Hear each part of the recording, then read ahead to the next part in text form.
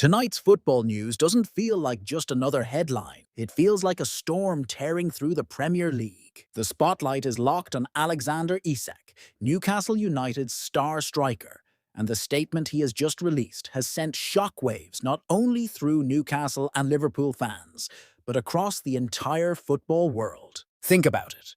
Rarely does a player of Isak's stature speak so directly, so publicly, and with wording that feels almost impossible to ignore. In an era where every single post is crafted, approved, and triple-checked, this wasn't a casual comment. This was a bombshell. Before we dive into the layers of this story, let me pause for just a moment. If you're enjoying this type of deep dive analysis, if you want to stay updated on the drama, the twists, and the moments that shape the modern game, then hit the like button and subscribe to the channel. Trust me, you won't want to miss where this story goes next. So let's break down what Isak actually said. On the surface, it looks polite and respectful. He thanked his teammates, mentioned his pride at being named in the PFA Team of the Season, and then explained why he didn't attend the ceremony, citing personal reasons. But anyone who knows football politics will tell you this: when a player chooses that moment, right after a season of whispers and rumors, to put out a carefully worded message, it's not random. It's not about shyness. It's not about scheduling conflicts. It's about sending a signal, read between the lines, and you hear something much louder: broken promises, a lack of trust. It feels like Isak is saying, "I've done my part. I've delivered on the pitch, but the club hasn't delivered for me." And notice the tone.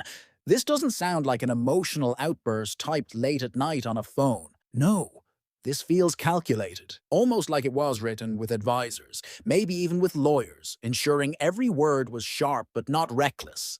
He's drawing a line in the sand without openly declaring war. That alone tells you how far things have broken down behind the scenes. Newcastle wasted no time firing back. Their statement was firm, insisting Isak is under contract, dismissing the idea of broken promises and branding him a key part of the Newcastle family. On the surface, that sounds powerful, but in reality, it feels defensive.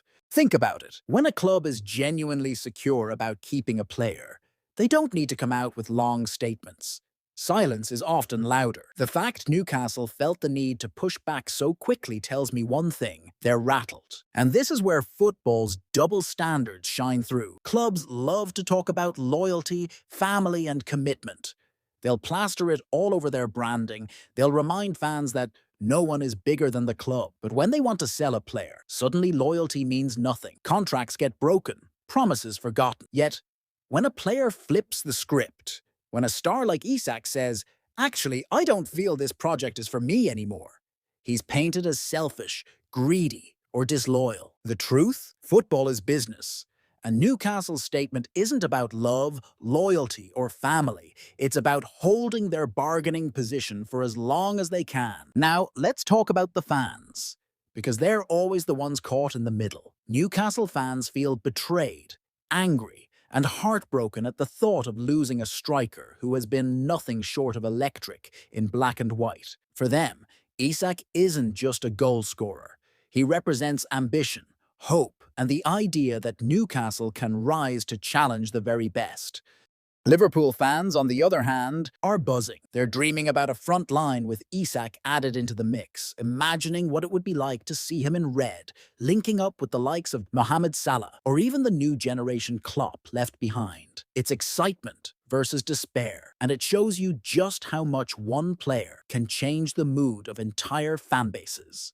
But really, this tension isn't fan versus fan. Put a Newcastle supporter and a Liverpool supporter at a wedding, and they'd probably get on just fine. The real conflict is between the player and the club, between footballers who know their worth and clubs who want to hold on for maximum profit.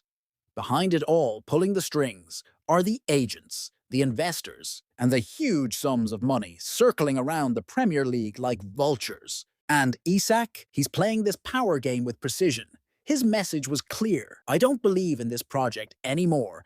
I don't trust the promises.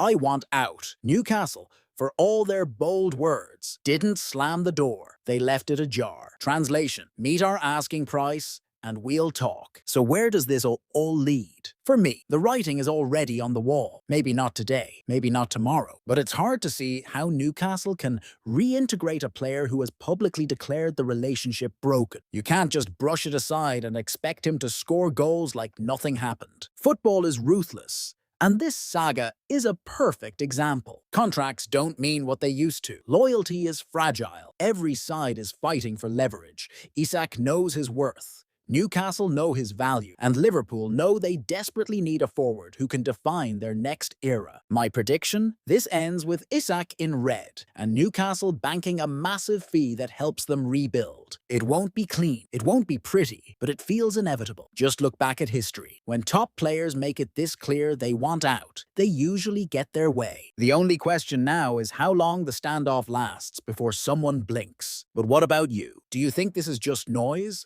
Or are we witnessing the opening act of a blockbuster transfer? Let me know your thoughts down below. I'll be reading through and joining the discussion with you guys. And before I sign off, one last reminder. If you're new here, hit that like button and subscribe. This transfer window is only just heating up, and we'll be covering every single twist along the way.